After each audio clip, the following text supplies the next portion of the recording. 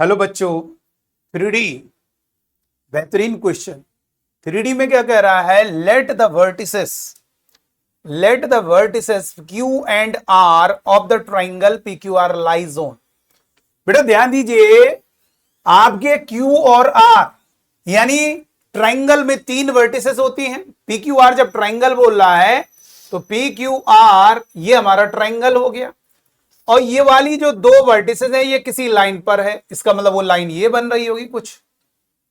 आप बताइए, लाइन जो बनती है हमेशा दो पॉइंट को ही मिलाने से लाइन बनती है, तो ये लाइन हो गई Q और R पॉइंट को मिलाने से।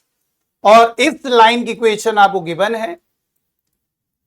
इस लाइन की जो इक्वेशन है x + 3 डिवाइड में 5 is equal to y - 1/2 is equal to z + 4 divide में 3। अभी बताइए QR इन दोनों के बीच की डिस्टेंस आपको 5 दी। इस टाइप का question CBSE board class 12th में भी है। अब देखो क्वेश्चन में क्या कह रहा है, and the coordinates of the point P के कोऑर्डिनेट आपको गिवन है 0, 2, 3 if the area of the triangle PQR। बस इसको थोड़ा सा और मॉडिफाई इन्होंने कर दिया, मतलब क्वेश्चन को थोड़ा चेंज कर दिया। और ये ध्यान रखिए, PQR ट्राइंगल का एरिया M/N है, तो M और N में रिलेशन बताना है क्या। देखो इधर कोई दिक्कत नहीं। सबसे पहले ये बताइए, इस ट्राइंगल का एग्जैक्ट एरिया निकाल लीजिए और वो उसको M/N के इक्वल कर दीजिए, आपका M और N में रिलेशन तैयार हो जाएगा। तो इस ट्राइंगल का एरिया कैसे निकाला जाए यार? अरे ट्राइंगल का एरिया होता है हाफ बेस इंटू हाइट। लेकिन ये हाइट कैसे आएगी? अगर किसी भी तरीके से आप M को पता कर लेते हैं, ये M क्या है? इस लाइन पर पॉइंट है, इसके कोऑर्डिनेट अगर किसी भी तरीके से पता चल जाए M पॉइंट के कोऑर्डिनेट, तो हम PM निकाल लेंगे और base into height, half base into height से इस ट्राइंगल का एरिया एग्जैक्ट क्लियर हो जाएगा, वो M/N के इक्वल होगा और फिर हमारा M और N में रिलेशन तैयार हो जाएगा। तो ये बताइए M के कोऑर्डिनेट कैसे निकालेंगे, जरा ये बताइए। आप मुझे बताइए, लाइन पर अगर किसी भी पॉइंट की जरूरत हो, मान लीजिए कोई लाइन है x - 2/3 y + 1 डिवाइड में 2 z - 1 डिवाइड में 6, ये लाइन की इक्वेशन कार्टेशियन फॉर्म में होती है।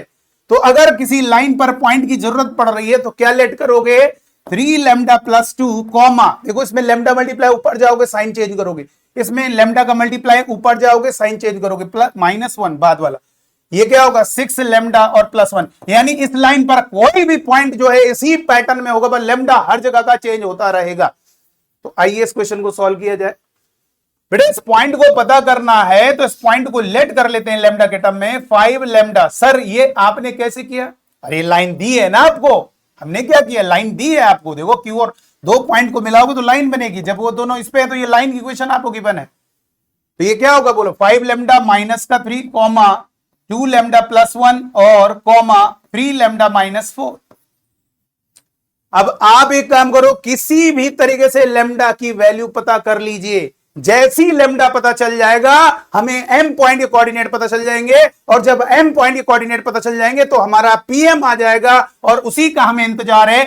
PM आ जाएगा तो 1/2 बेस इंटू हाइट और इज इक्वल टू M/N।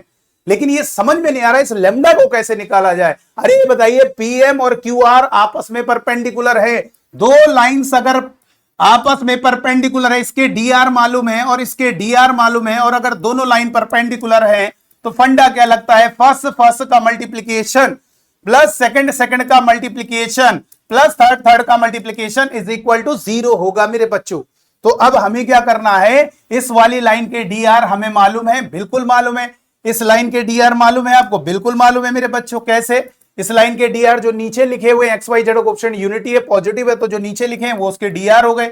और इसका DR कैसे, दो पॉइंट को मिलाने वाली लाइन का DR नहीं आएगा, x2 - x1 y2 - y1 z2 - z1। अब आप एक काम किया करो, एक ट्रिक बता रहे हैं, उसके नीचे लिख दो माइनस मल्टीप्लाई